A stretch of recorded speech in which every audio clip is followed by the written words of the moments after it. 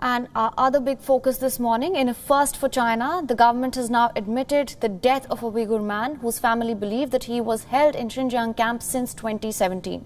The government confirmed the death formally to the United Nations. Abdul Ghaffur Hafiz disappeared and he was registered with the United Nations Working Group in April 2019. But the Chinese government didn't respond to the formal inquiries until this month. According to reports by The Guardian, when it did respond, it told the group that the retired driver from Kashgar had died almost 2 years ago of severe pneumonia and tuberculosis, while his daughter has disputed the suggestion that he died of pneumonia and tuberculosis in 2018. The formal acknowledgement of his death is significant for the Uighur community. Not only is it an extraordinarily rare response from the Chinese government, it also raises hope of a potentially legal recourse. China began persecuting Uighur Muslims back in 2014. Details of these detention camps that are masquerading as vocational training centers have come out in the last few years. Currently, more than 1 million Uyghurs are believed to be detained in camps. This is seen as one of the biggest crackdowns on ethnic minorities in the world. The Chinese Communist Party has repeatedly refused requests by international bodies to independently visit and investigate the region, despite growing international backlash. Now, for more on this, we are being joined by Andrew K.P. Leung for more on this story. Thank you so much for joining, Mr. Andrew. It is a rare step by the Chinese government to formally confirm the death to the United Nations of a Uighur man. What do you make of this?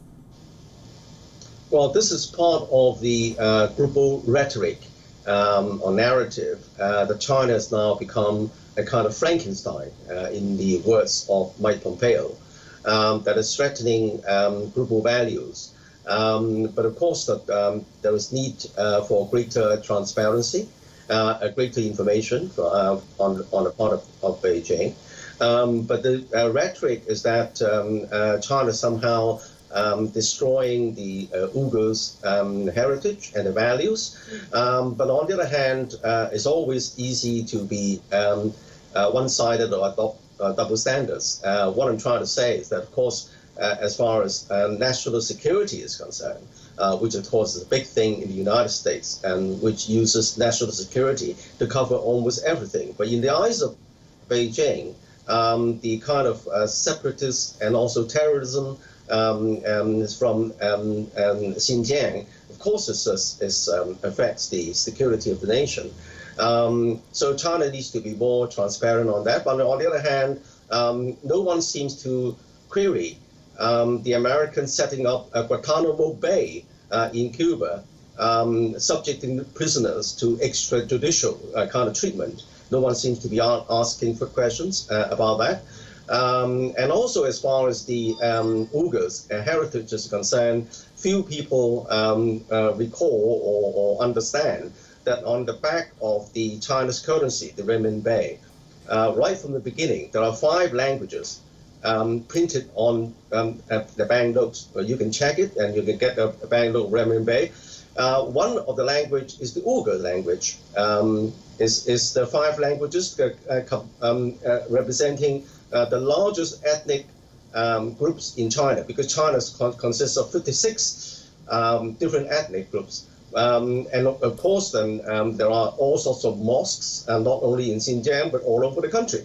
So I think that this kind of black and white kind of rhetoric needs a little bit of balance as well. All right. Mr. Andrew, I also want to ask you, China has repeatedly refused the presence of internment camps. Now, do you think this confirmation could have something to do with the pressure from international bodies? Well, naturally, as I was saying, there was a global campaign led by the United States to blacken China, rightly or wrongly, because China is now a bed of roses, but on the other hand, no country is. But I think that this kind of Xinjiang story is going to be making a big thing. So I said that there is need for more transparency from China, but also the international community needs to adopt a more balanced view, because as I was saying, what's happening in Guantanamo Bay in the United States, the world's foremost democracy, and also look at the kind of culture being preserved in China in terms of the printing of the Uighur language on the Chinese banknote right from the start, and also the mosques all over China. So I think that one has got to adopt a more balanced view, and China needs to be more transparent and to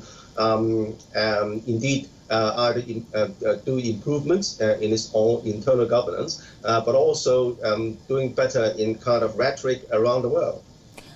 Talking about transparency, do you think now a visit or an investigation of the Xinjiang region would be likely? Well, I think that in this kind of mood of people wanting to find fault with China, as in the case of the coronavirus crisis, it's always easy to find fault, and it's always difficult to say what is balanced. Look at the kind of media in the United States. Are they totally balanced or even-handed? It's difficult to say. So I think that in this difficult situation, it's very difficult to let in a kind of investigation. But on the other hand, China needs to be more transparent, more forthcoming, and to come up with a more credible story. But also trying to put this picture in a broader context of relative kind of practices adopted by even countries like the United States in Guantanamo Bay. Yes. And on similar lines, do you think that this confirmation could make way for legal recourse now? Well, I think that this is going to carry on for quite some time, because I think whosoever is in the White House in the future, the realization is China has become an existential threat to American-led global order. But of course, China's becoming stronger. It's not accepting that it's continuing to be under American dominance. Not that China would like to replace the United States entirely, because China is not able, it's not capable of doing so. But on the other hand, of course, China wants to carve its own position, as in the case of India and upcoming countries in the developing world. So the world is changing, and I think that people's mindset needs to be more open, needs to be more balanced. Mr. Andrew, you make a very important point there. Thank you so much for joining us with all those inputs.